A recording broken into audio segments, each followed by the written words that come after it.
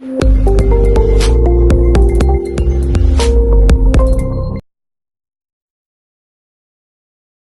Everyone, greetings from doctor Rashmi's homeopathy. आज हम बात करते हैं मैकुलर एमाइलोइडोसिस के बारे में। अब मैकुलर एमाइलोइडोसिस एक स्किन की कंडीशन होती है जिसके अंदर एमाइलॉइड नाम का प्रोटीन जमा होने लगता है। जो एमाइलोइडोसिस होता है एक बहुत बड़ी बीमारी होती है और इसके अलग अलग रूप होते हैं और उसी हिसाब से इस बीमारी का क्लासिफिकेशन किया जाता है। एमाइलोइडोसिस प्राइमरी भी होता है, सेकेंडरी भी होता है। प्राइमरी मतलब किसी भी बीमारी के बिना ही अगर आगे आपके शरीर में पहली बीमारी एमाइलोइडोसिस के नाम पे आई तो ये प्राइमरी होती है। कोई दूसरी बीमारी है उसके बाद वो एमाइलोइडोसिस लेके आई तो उसको सेकेंडरी बोलते हैं। इसी तरह से एमाइलोइडोसिस लोकल भी होता है और सिस्टेमिक भी होता है, यानी आपकी स्किन पर या लोकली किसी एक पार्ट पर, आँखों के ऊपर या कहीं भी एक सिंगल पार्ट में अगर वो है तो उसको हम लोकल बोलते हैं। अगर आपकी इंटरनल ऑर्गन पर इसका असर जा रहा है, स्प्लीन, हार्ट, किडनी या जीआईटी, इन पर इसका असर जा रहा है तो उसको सिस्टमिक एमाइलोइडोसिस बोलते हैं। जो एमाइलोइडोसिस होता है ये 4 तरह की कैटेगरी में एक और तरह से इसका क्लासिफिकेशन किया गया है। एएल यानी एमाइलॉइड लाइट चेन, इसके अलावा ए जिसमें ए नाम का प्रोटीन इकट्ठा होने लगता है, इसके अलावा हेरिडिटरी और एक वाइल्ड टाइप का भी होता है। आज की इस वीडियो में हम बात करेंगे लोकल एमाइलोइडोसिस की, और लोकल एमाइलोइडोसिस के अंदर आता है मैकुलर एमाइलोइडोसिस।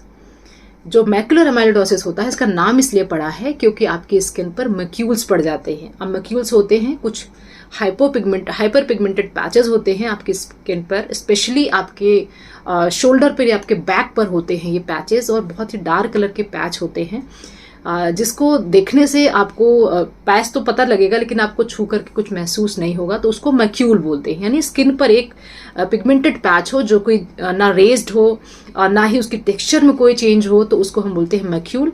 और क्योंकि एमाइलॉइड के कारण ये हो रहा है तो इसीलिए इस बीमारी का नाम मैकुलर एमाइलोइडोसिस होता है। ये अगर हम बात करें दूसरे जो एमाइलोइडोसिस होते हैं उनसे काफ़ी ज़्यादा सेफ और काफ़ी ज़्यादा नॉर्मल कंडीशन मानी जाती है, जिसमें बहुत ज़्यादा चिंता की, बहुत ज़्यादा परेशानी की ज़रूरत नहीं है। सिर्फ जो प्रॉब्लम होती है वो साइकोलॉजिकल या कॉस्मेटिक पर्पज से लोग इसका ट्रीटमेंट लेते हैं। जो मैकुलर एमाइलोइडोसिस होता है इसके अगर हम कारण की बात करें तो लोकली यानी आपकी स्किन पर जो केराटोसाइट्स होते हैं, यानी जो स्किन के सेल्स होते हैं उसके अंदर एमाइलॉइड प्रोटीन होने लगता है। और ये जो एमाइलोइडोसिस होता है किसी भी तरह से सिस्टेमिक में बदल नहीं सकता है, यानी बड़ी बीमारी का रूप नहीं ले सकता है। तो इसलिए ये एक लोकल एमाइलोइडोसिस होता है, सिर्फ स्किन पर रहता है, ना तो ये आपसे किसी और को फैलेगा, ना ही आपके शरीर के किसी और भाग में फैलेगा, और ना ही ये जो बीमारी होती है ये आपके जनरेशन्स में भी मोस्टली नहीं जाती है। लेकिन अगर सिस्टेमिक फॉर्म में आ जाती है तो सिस्टेमिक एमाइलोइडोसिस ज़रूर आपके जीन्स में आ जाती है या आपको आपके पेरेंट्स से आपको मिली होती है। जो एमाइलोइडोसिस होता है इसके कारणों की अगर हम बात करें तो इसका बहुत डिस्टिंक्ट कारण नहीं पता लगा है, और इसीलिए शायद इसका जो इलाज है वो बहुत ही ज़्यादा एक तरह से हिट एंड ट्रायल वाली बात है इसमें, अगर हम इसके इलाज की बात करें, क्योंकि कोई श्योर शॉर्ट कारण नहीं पता चला है। सबसे इम्पॉर्टेंट चीज़ है कि इसमें हेरिडिटरी जो इनहेरिटेंस होता है बहुत ज़्यादा होता है। 10% लोगों के अंदर ये हेरिडिटरी होता है, कुछ लोगों के अंदर इडियोपैथिक होता है, कुछ लोगों के अंदर दूसरी बड़ी बीमारी के बाद ये डेवलप हो जाता है, कुछ लोगों के अंदर बहुत ज़्यादा इचिंग करा, बहुत लंबे समय तक फ्रिक्शन रहा किसी चीज़ का, उसके कारण भी हो जाता है। पुरुषों में ये एमाइलोइडोसिस ज़्यादा देखा जाता है, महिलाओं में कम देखा जाता है। और अगर हम बात करें एमाइलोइडोसिस कितना खतरनाक है या अगर इसका इलाज नहीं लिया गया तो क्या हो सकता है, तो कुछ नहीं होगा। अगर आपने इसका इलाज नहीं लिया तो पहली बात तो ये बहुत बड़ी बीमारी में कन्वर्ट नहीं होगा। ये बहुत आपको किसी भी आपके हार्ट की फंक्शनिंग, आपके लिवर की फंक्शनिंग, आपके पेट की फंक्शनिंग या किडनी की फंक्शनिंग, जो आपके मेन इंटरनल ऑर्गन्स उनकी फंक्शनिंग में ये प्रॉब्लम नहीं क्रिएट करता। लेकिन हाँ, अगर आपको सिस्टेमिक एमाइलोइडोसिस है तो एक बहुत बड़ी बीमारी होती है, और बिल्कुल इसका जो डायग्नोसिस होता है और जो ट्रीटमेंट होता है वो कैंसर की तरह ही किया जाता है, क्योंकि amyloidosis is a type of cancer.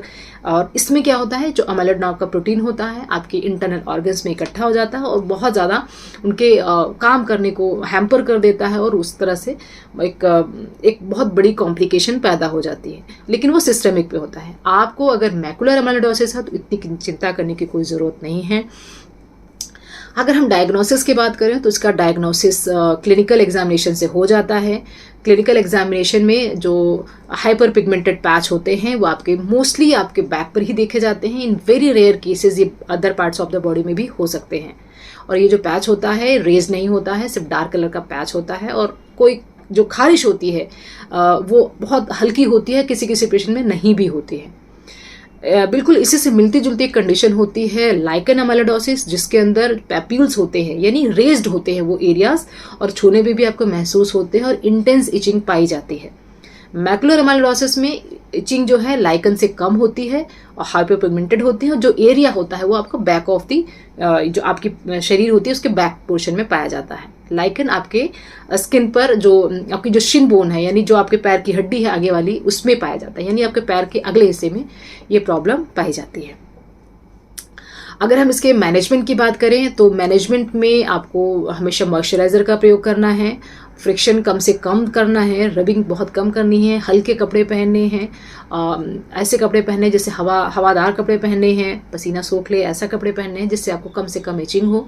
और इचिंग करना ही है, अगर बहुत इंटेंस इचिंग हो रही है तो आप हाथ में कुछ लगा करके या रुमाल के साथ या किसी भी कपड़े के साथ हल्की हल्की सी रबिंग कर सकते हैं, इंटेंस इचिंग आपको नहीं करनी है।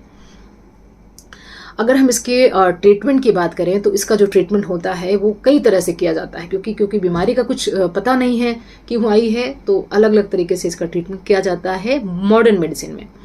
जैसे कि कॉर्टिकोस्टेरॉइड्स यूज़ होते हैं, रेटिनॉइड्स यूज़ होते हैं, और फोटोथेरेपी भी इसमें काफ़ी ज़्यादा केसेस में इफेक्टिव पाई गई है, और साथ के साथ इसमें लेज़र ट्रीटमेंट भी किया जाता है। और लेकिन ये जो भी ट्रीटमेंट्स होते हैं ये कोई परमानेंट रिजल्ट आपको नहीं दे सकते, और कुछ केसेस में इसके बहुत ज़्यादा साइड इफ़ेक्ट्स भी देखे जाते हैं, और यही एक कारण है जिसके लिए लोग होम्योपैथी में अप्रोच करते हैं मैकुलर अमाइलोइडोसिस के ट्रीटमेंट के लिए। अब मैकुलर अमाइलोइडोसिस में होम्योपैथी क्या करती है, क्योंकि ये एक डिजीज़ है ऑफ अननोन ओरिजिन, तो इसमें हम पेशेंट के सिम्टम्स को लेते हैं कि क्या तकलीफ पेशेंट को आ रही है, उसकी जो पैचेज हैं वो किस कलर के हैं, खुजली कब होती है, होती भी या नहीं होती है, इसको बीमारी पेरेंट से मिली है या साइमल्टेनियसली पेशेंट के अंदर ही किसी म्यूटेशन के कारण बन गई है, क्या पेशेंट को कोई और बीमारी है, क्या पेशेंट कुछ और दवाइयाँ ले रहा है। तो बहुत सारी चीज़ें होती हैं जिसको हमें कंसिडर करना होता है किसी भी ट्रीटमेंट को स्टार्ट करने के लिए। रैंडमली अगर आपको कोई भी बता देता है कि मैकुलर अमाइलोइडोसिस की ये दवा है आप ले लो होम्योपैथी की, तो ये बिल्कुल पॉसिबल नहीं है। हर एक केस में अलग अलग दवाइयाँ होती हैं और मोस्टली इसमें सिर्फ कॉन्स्टिट्यूशनल ट्रीटमेंट यूज़ होता है। अगर हमने ऐसी कोई रैंडमली मेडिसिन दे दी और उसको आपको फ़र्क नहीं पड़ेगा तो आपको बस लगेगा कि होम्योपैथी इसमें काम नहीं करती है, लेकिन इसमें होम्योपैथी का रिजल्ट बहुत ज़्यादा अच्छा है, सिर्फ और सिर्फ कॉन्स्टिट्यूशनल ट्रीटमेंट का। यानी कि आपके सारे सिम्टम्स को लेकर के जो दवा आपके सिम्टम्स के साथ मैच करेगी वो अगर आप लेंगे और एक लंबे समय तक लेना पड़ सकता है इस दवा को, तो काफ़ी अच्छा रिजल्ट इसका मिलता है। और एक डिफरेंशियल डायग्नोसिस कर लेते हैं कि ये बीमारी और किन बीमारियों के साथ कंफ्यूज करती है। पेशेंट को बहुत समय तक सही डायग्नोसिस नहीं मिल पाता है, क्योंकि जो मैकुलर अमाइलोइडोसिस होता है ये लाइकन प्लेनस पिगमेंटोसिस यानी LPP से मिलती जुलती बीमारी है। जो LPP होता है इसके ऊपर मेरा सेपरेट वीडियो बना हुआ है, आप सब देख सकते हैं। बहुत से पेशेंट हैं जो LPP से सफ़र करते हैं और हमारे साथ उनका ट्रीटमेंट भी चल रहा है। तो जो लाइकन प्लेनस पिगमेंटोसिस होता है वो एक ऑटोइम्यून कंडीशन होती है, और जो इसकी जो डिमार्केशन होती है कौन कौन सी एरिया में वो चीज़ें पाई जाती है, फेस पर ज़्यादा पाया जाता है, और ग्रेश कलर का यानी स्लेटी कलर के पैचेस आपके स्किन पर होते हैं। जो ये होता है पर्टिकुलरली बैक ही में पाया जाता है, और बाकी इसका डिस्ट्रीब्यूशन बहुत ही रेयर होता है। और बहुत सारे केसेस में अगर क्लिनिकल एग्जामिनेशन में नहीं पाया जाता तो इसके लिए बायोप्सी भी कराई जाती है अमाइलोइडोसिस का पता लगाने के लिए। और अगर हम ट्रीटमेंट की बात करें होम्योपैथी की, तो जैसे कि मैंने बताया कि कॉन्स्टिट्यूशन ट्रीटमेंट होता है, और इसके अलावा कुछ टॉप जो मेडिसिन होती हैं जो इसमें दी जाती हैं, कुछ कंटेम्प्रेरी होम्योपैथिक मेडिसिन है, कुछ लेटेस्ट होम्योपैथिक मेडिसिन हैं जिसमें काफ़ी ज़्यादा इफेक्टिव पाई गई हैं। सबसे पहली जो दवा हम ऐसे केसेस में देखते हैं वो है कॉर्टिसोन। कॉर्टिसोन को हम तब कंसिडर करते हैं जब पेशेंट को बहुत इलाज लिया है, बहुत सारे स्टेरॉइड का ट्रीटमेंट लिया है पहले ही, और ये प्रॉब्लम बिल्कुल सही नहीं हुई, ओवर यूज़ ऑफ स्टेरॉइड्स किया है और फिर भी आराम नहीं मिल रहा है, तो हम कॉर्टिसोन का प्रयोग कर सकते हैं। इसी से जो कंडीशन है इसी से रिलेटेड दवा है जिसका नाम है हिस्टामिन। हिस्टामिन दिया जाता है इन्फ्लेमेटरी रिस्पांस को रोकने के लिए। बहुत ज़्यादा खारिश होती है, अगर खारिश करते करते वहाँ रेडनेस आ जाती है, और एक्यूट एपिसोड्स अगर होते हैं इचिंग के, एकदम से शुरू हुई इचिंग, ऐसे केसेस में हम हिस्टामिन को यूज़ कर सकते हैं। हिस्टामिन को हम रेगुलरली भी देते हैं और SOS यानी इमरजेंसी यूज़ के लिए भी देते हैं। इसके अलावा जो दूसरी दवाइयाँ हैं इसमें काम करती हैं वो है लैकेसिस नाम की दवा, काफ़ी अच्छा है, इसमें रिस्पॉन्स करती है, लेकिन उसके सिम्टम्स मैच होना ज़रूरी है। साथ के साथ अगर धूप में मरने से प्रॉब्लम आपको बढ़ जाती है, धूप में जाने से इचिंग बहुत ज़्यादा बढ़ जाती है, ऐसे केसेस में हम नाइट्रोम्यूर या कैडमियम सल्फ दे सकते हैं। अगर गर्मी से ये चीज़ें बढ़ जा रही यानी इंटरनल गर्मी से, ओढ़ने से, कुछ पहनने से गर्मी बढ़ जाती है, तो ऐसे केसेस में हम सल्फर दे सकते हैं। अगर नहाने के बाद खारिश बढ़ जाती है तो ऐसे केसेस में हम रस्टॉक्स देते हैं।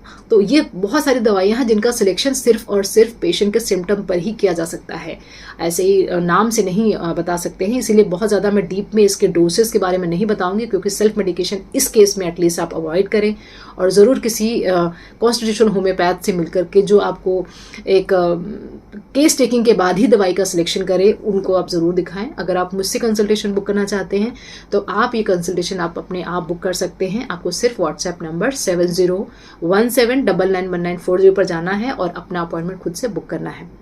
अगर आप अपॉइंटमेंट बुक करने के पहले कोई भी आपकी हेल्थ रिलेटेड क्वेरीज हैं तो कॉल मी फॉर ऐप का यूज़ करके मुझसे बात कर सकते हैं, जिसकी बाकी की डिटेल्स आपको डिस्क्रिप्शन में दी हुई हैं। अगर आपने मुझे अभी तक इंस्टा पे फॉलो नहीं किया है तो आप मुझे फॉलो कर सकते हैं, वहाँ पर भी मैं ऐसे हेल्थ रिलेटेड रील्स डालती रहती हूँ जो आपके लिए काफ़ी ज़्यादा बेनिफिशियल है। तो ये थी सारी इन्फॉर्मेशन मैकुलर एमाइलोइडोसिस के बारे में और उसके होम्योपैथिक ट्रीटमेंट के बारे में। आई होप कि ये इन्फॉर्मेशन आपको पसंद आई होगी और आपके लिए इन्फॉर्मेटिव होगी। Wishing a very good health. Thanks for watching.